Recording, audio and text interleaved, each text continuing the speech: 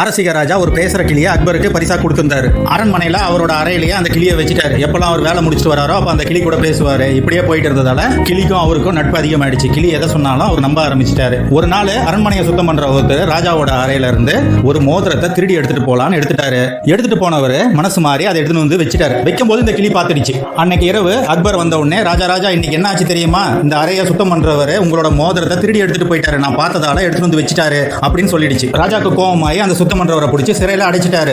சிறையில அடைப்பட்ட உடனே அவர் கத்த ஆரம்பிச்சிட்டாரு, என்னை எப்படியாவது காப்பாத்துங்க, நான் பீர்பாலை பார்க்கணும்ட்டு.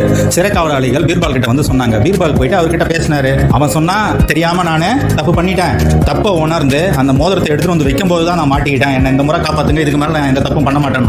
இதை கேட்ட பீர்பால், சரி இந்த முறை நான் உன்னை காப்பாற்ற முயற்சி பண்றேன், ஏன்னா நீ தப்பை உணர்ந்து அதை திருப்பி வச்சுட்ட, இதுக்கு மேல நீ இந்த தப்பை பண்ணக்கூடாதுன்ட்டு அவனை எச்சரிச்சுட்டு நேரா ராஜாவை பார்க்க வந்தாரு. ராஜாவை பார்த்து, ராஜா இது மாதிரி நீங்க விசாரிக்காம தண்டனை கொடுக்கறது ரொம்ப தப்புனாரு. இதை கேட்ட அக்பர், என்னோட கிளி போய் பேசாது, அது எப்பவுமே அது என்ன பார்க்குதோ அதை தான் சொல்லும், அதனால இந்த வழக்கை விசாரிக்க வேண்டிய அவசியமே இல்லைன்ட்டார். உடனே பீர்பால், ராஜா அது ஒரு கிளி தான், அதுக்கு என்ன நடக்குதுன்றத பாக்குற அளவுக்கு திறமை கிடையாது, அந்த சுத்தம் பண்றவர் கீழே கடந்த மோதிரத்தை எடுத்துட்டு வந்து வச்சாரு, இந்த கிளி அவர் திருடுறதா நினைச்சு உங்ககிட்ட சொல்லிடுச்சுன்னாரு. அக்பர், நான் இதை ஒத்துக்கவே மாட்டேன், வேணும்னா நீங்க இதை நிரூபிங்கன்ட்டார். பீர்பால், எனக்கு கொஞ்சம் கால அவகாசம் கொடுங்க, இந்த கிளி ஒரு சாதாரண கிளி தான், இதுக்கு பெரிய அறிவு இல்லைன்றத நான் நிரூபிக்கிறேன்னாரு. கொஞ்ச நாட்கள் ஆயிடுச்சு.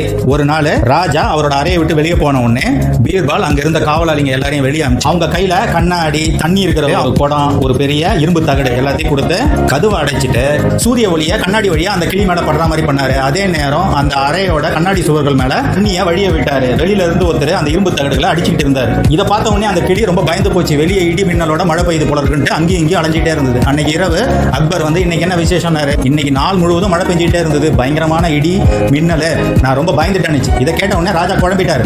இன்னைக்கு முழுவதும் வெயில் அடிச்சுட்டு இருந்தது, இந்த கிளி என்ன இது மாதிரி சொல்லுதுன்ட்டு மறுநாள் ராஜா அரசவைக்கு போனாரு. பீர்பால் கேட்டாரு, ராஜா கிளி என்ன சொல்லுச்சுன்ட்டு. என்ன சொல்றது பீர்பால், அந்த கிளி என்னால நம்ப முடியாத விஷயங்களை சொல்லுது, நேத்து முழுவதும் மழை பெஞ்சதா சொல்லுது, இது எப்படி நம்புறதே தெரியலன்னாரு. பீர்பால் சொன்னாரு, நான் தான் இடி மின்னல் மழை வர மாதிரி வெளியே ஒரு வேலையை பண்ணியிருந்தேன், இதை பார்த்து அந்த கிளி உண்மையிலேயே மழை தான் பெய்யுதுன்னு நினைச்சிடுச்சு. இப்படிதான் அன்னைக்கும் அவன் கீழே விழுந்த மோதிரத்தை எடுத்து வந்து வைக்கும் போது அவன் திருடுனதான் நினைச்சிடுச்சு, தயவு செஞ்சு அவனை விடுதலை பண்ணிடுங்கன்னாரு. இதை கேட்ட அக்பரும், நீங்க சொல்றது சரிதான், நான் அவனை விடுதலை பண்ணிடுறேன்ட்டு பண்ணிட்டாரு.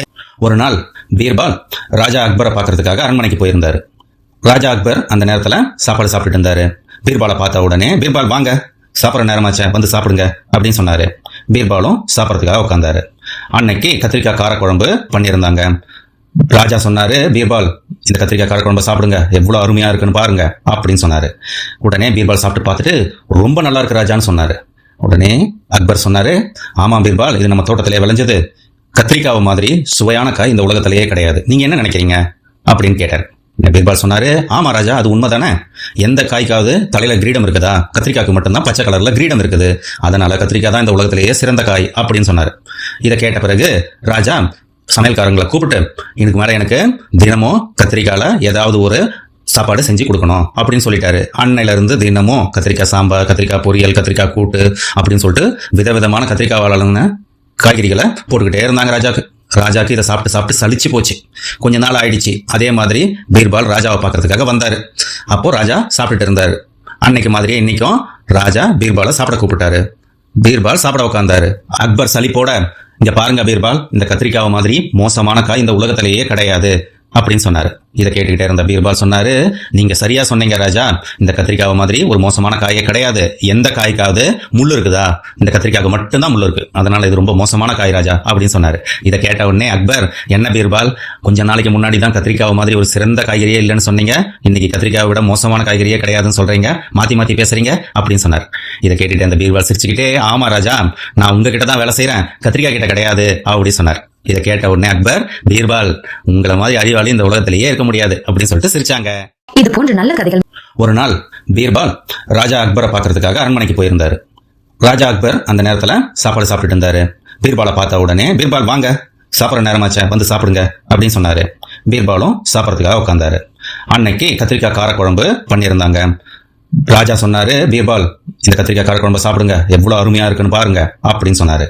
உடனே பீர்பால் சாப்பிட்டு பார்த்துட்டு, ரொம்ப நல்லா இருக்கு ராஜான்னு சொன்னாரு.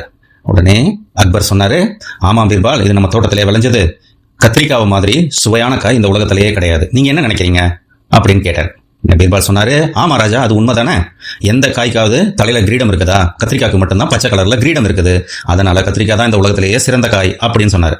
இதை கேட்ட பிறகு ராஜா சமையல்காரங்களை கூப்பிட்டு இதுக்கு மேல எனக்கு தினமும் கத்திரிக்காயில ஏதாவது ஒரு சாப்பாடு செஞ்சு கொடுக்கணும் அப்படின்னு சொல்லிட்டாரு. அன்னையில இருந்து தினமும் கத்திரிக்காய் சாம்பார், கத்திரிக்காய் பொரியல், கத்திரிக்காய் கூட்டு அப்படின்னு ராஜா அக்பர் அரசவையில் உட்காந்துட்டு இருந்தாரு. அந்த நேரம் காவலாளிங்க வந்து, ராஜா, மேற்கு பகுதியில் ரொம்ப நாளா போர் நடந்துட்டு இருந்துச்சு இல்லையா, அந்த போர்ல நம்ம வெற்றி பெற்றுட்டோம், அந்த செய்தியோட பீர்பாலும் மற்ற படைத்தளபதிகளும் உங்களை பார்க்க வந்துட்டு இருக்காங்கன்னாங்க. அக்பர் உடனே சந்தோஷமா, சீக்கிரம் எல்லாரையும் வர சொல்லுங்க, அவங்கள பார்க்கறதுக்கு நான் ஆவலா இருக்கேன்னாரு. எல்லாரும் வந்து சேர்ந்தாங்க. அக்பர் எல்லாருக்கிட்டையும் இந்த செய்தியை தான் நான் ரொம்ப நாளா எதிர்பார்த்துக்கிட்டு இருந்தேன், இந்த சண்டை நமக்கு ரொம்ப ரொம்ப முக்கியமானது, உங்களுக்கு என்ன வேணுமோ கேளுங்க அப்படின்னாரு. படைத்தளபதிகள்லாம் கூடி பேசி, ராஜா எங்க எல்லாருக்கும் ஆளுக்கு 5 வீடு பக்கத்துல இருக்கிற கிராமத்துல வேணும்னாங்க. உடனே ராஜா சரி நான் தரேன்ட்டார். பக்கத்துல இருக்கிற பீர்பாலை பார்த்து, பீர்பால் உங்களுக்கு என்ன வேணும்னாரு. பீர்பால் சொன்னாரு, ராஜா ரொம்ப நாளா போர்க்களத்துல இருந்துட்டேன், எனக்கு ஒரு 2 வாரங்கள் விடுமுறை வேணும்னாரு. இதை கேட்ட அக்பர் சிரிச்சுக்கிட்டே, பீர்பால் இந்த 2 வாரம் விடுமுறை மட்டும் உங்களுக்கு போதுமா, வேற எதுவும் வேணாவான்னாரு. பீர்பால் சொன்னாரு, இல்ல ராஜா எனக்கு இது மட்டும் போதும்ட்டாரு. 2 வாரம் விடுமுறை கழிச்சு பீர்பால் அரண்மனைக்கு வந்துட்டு இருக்காரு. அப்ப படைத்தளபதிகள்லாம் சோகமா இருக்கிறாங்க. பீர்பால் கேட்டாரு, என்ன ஆச்சுன்ட்டு. படைத்தளபதிகள்லாம் சொன்னாங்க, அதை எப்படி சொல்றது பீர்பால், ராஜா எங்களுக்கு வீடு தரேன்னு சொன்னாரு, அதை சுத்தமா மறந்துட்டாரு, அவர்கிட்ட அதை எப்படி கேட்கறதுன்னு எங்களுக்கு பயமா இருக்குது, நீங்க தான் இதை எப்படியாவது பேசி எங்களுக்கு வாங்கி தரணும்னாங்க. பீர்பால் சொன்னாரு, இது எதிர்பார்த்தது தான், ராஜாக்கள்லாம் வெற்றி கழிப்புல இருக்கும்போது என்ன வேணாலும் சொல்லுவாங்க, அதுக்கப்புறமா அவங்க மறந்துடுவாங்க, அதனால தான் நான் விடுமுறையை மட்டும் கேட்டு வாங்கினேன். பீர்பால் சொன்னாரு, இந்த பிரச்சனையை உடனே நம்ம கேட்க முடியாது, சமய சந்தர்ப்பம் வரும்போது நானே ராஜா கிட்ட பேசி உங்களுக்கு வாங்கி தரேன்னாரு. கொஞ்ச நாள் ஆயிடுச்சு. ராஜாவும் பீர்பாலும் வெற்றி பெற்ற மேற்கு பகுதியை பார்க்கறதுக்காக பாலைவனம் தாண்டி போனாங்க. எல்லா இடத்தையும் சுத்தி பார்த்துட்டு திரும்பி வரும்போது பாலைவனத்துல ஒட்டகத்தை ராஜா பார்த்தாரு. உடனே ராஜா பீர்பாலை பார்த்து, ஏன் பீர்பால் இந்த ஒட்டகத்தோட முதுகு இப்படி வளைஞ்சிருக்குது, இதுக்கு ஏதாவது காரணம் இருக்கான்னாரு. பீர்பாலுக்கு உடனே அந்த படைத்தளபதிகளோட பிரச்சனை ஞாபகத்துக்கு வந்துச்சு. இதுதான் நல்ல நேரம்ட்டு பீர்பால் சொன்னாரு, ஆமா ராஜா, இந்த ஒட்டகம் போன பிறவியில மனுஷனா பிறந்திருக்கும், யாருக்காவது வீடு தரன்னு வாக்கு கொடுத்திருக்கோம், அந்த வாக்கு அது நிறைவேற்றி இருக்காது, அதனால இந்த பிறவியில முதுகு வளைஞ்சி ஒட்டகமா பிறந்திருக்குன்னாரு. இதை கேட்ட அக்பர், எனக்கு புரியுது பீர்பால், நீங்க யார சொல்றீங்கன்ட்டு, நான் மறந்தது தப்பு தான், ஊருக்கு போன உடனே எல்லாருக்கும் வீடு தரேன் உங்களுக்கும் தரேன்னாரு.